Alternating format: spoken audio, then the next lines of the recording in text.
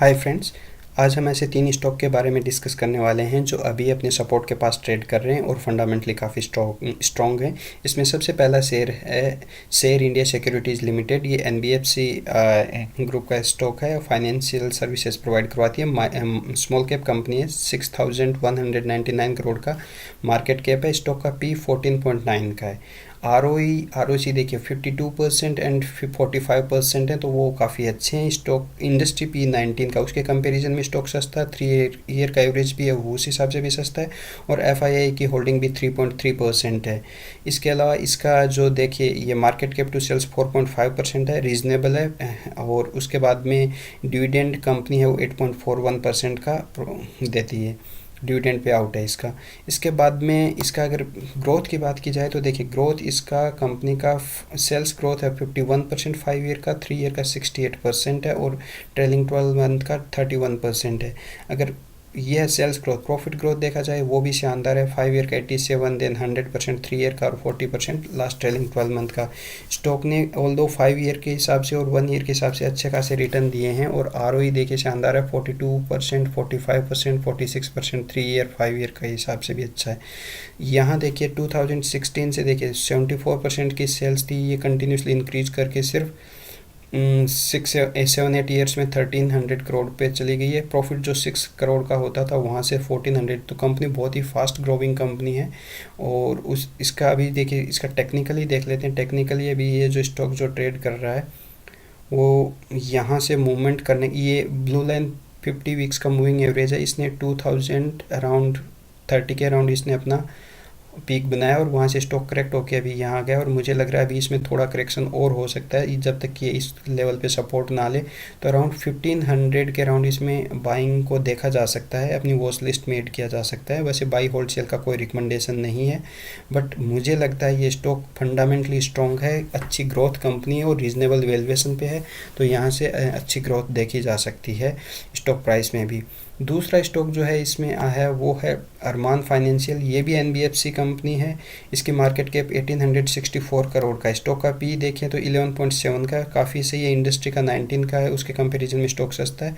ROC 18.7% है, ROE 32.6% है, जो कि काफ़ी अच्छा है। 3 ईयर का एवरेज भी देखो 27, उसके कंपेरिजन में स्टॉक अभी सस्ते मल्टीपल पे अवेलेबल है। पेग रेशियो 0.18 का, काफ़ी ग्रोथ के हिसाब से काफ़ी सस्ता है। एफआईआई डीआई की होल्डिंग देखो तो अराउंड 14% है इनकी दोनों की मिला के, तो वो भी अच्छा है।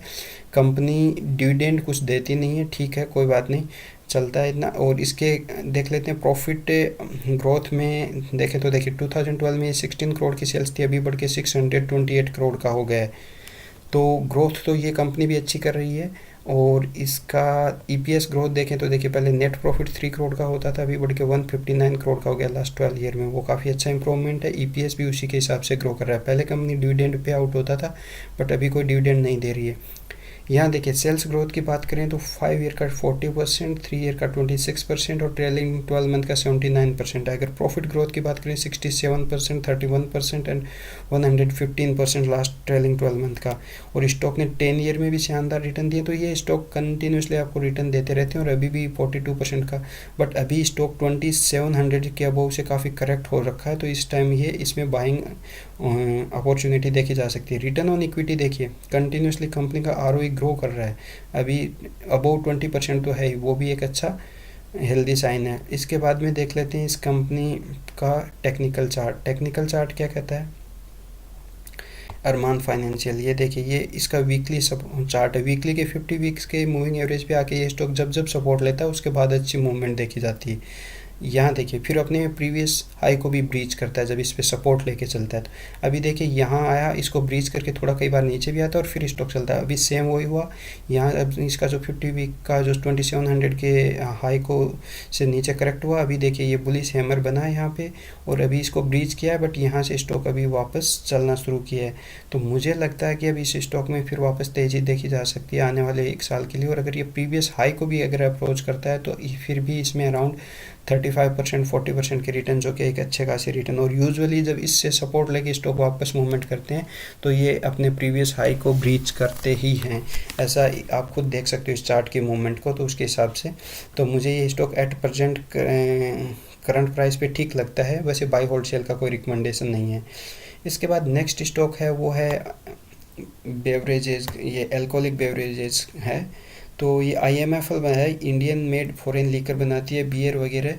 ये 1993 में इनकॉर्पोरेट हुई थी और कंपनी का नाम है Som distillery and breweries limited. Stock price है 272 का। वैसे एक डिस्क्लेमर बता दूं, इस स्टॉक को मैंने पहले भी डिस्कस किया था कुछ दिन पहले, तब ये 250 के अराउंड स्टॉक ट्रेड कर रहा था। वैसे बाय होल्ड सेल का रिकमेंडेशन तब भी नहीं था और ना अब है, बट मुझे स्टॉक ये फंडामेंटली काफ़ी स्ट्रॉन्ग स्टेबल लगा, तो इसलिए मैंने इसको डिस्कस किया था। अभी देखिए कल एक दिन में इसमें 9.85% का सर्किट भी का अपसाइड सर्किट है। मार्केट कैप जो है ये 2108 करोड़ का है। स्मॉल कैप ग्रुप की कंपनी है। पी देखिए 25 का है, बट इंडस्ट्री का भी 28 है, उसके कंपैरिजन में ठीक है। और इसका खुद का भी 25.9 का 3 ईयर का एवरेज है, तो उसके आसपास ही ट्रेड कर रहा है। ROE 18% का है, ROC 15। ये इस ग्रुप की जो कंपनी होती है उनके लिए इतना ROE ROC ठीक है। डिविडेंड पे आउट 3% है और पेग रेशियो देखो तो 1.33 है, तो वो उस हिसाब से ये फेयर वैल्यूड कहूँगा, ना ओवर वैल्यूड ना अंडर वैल्यूड।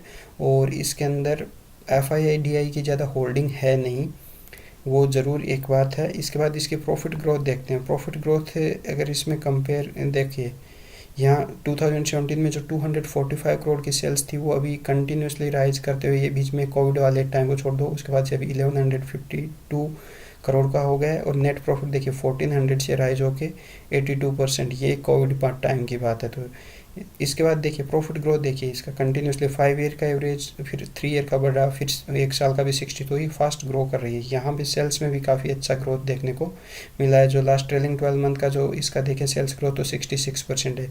स्टॉक ने ऑल्दो अच्छे खासे ऑलरेडी रिटर्न दे दिए हैं, बट अभी जब ये सपोर्ट के पास ट्रेड करते हैं तो मुझे लगता है वहाँ से इनमें अच्छी मूवमेंट देखी जा सकती है। लास्ट ईयर का 1 साल का अगर ROE देखो, उसके पहले ROE काफ़ी प्रॉमिसिंग नहीं थे, बट अभी 1 साल का तो ROE इसका ठीक लग रहा है मेरे को।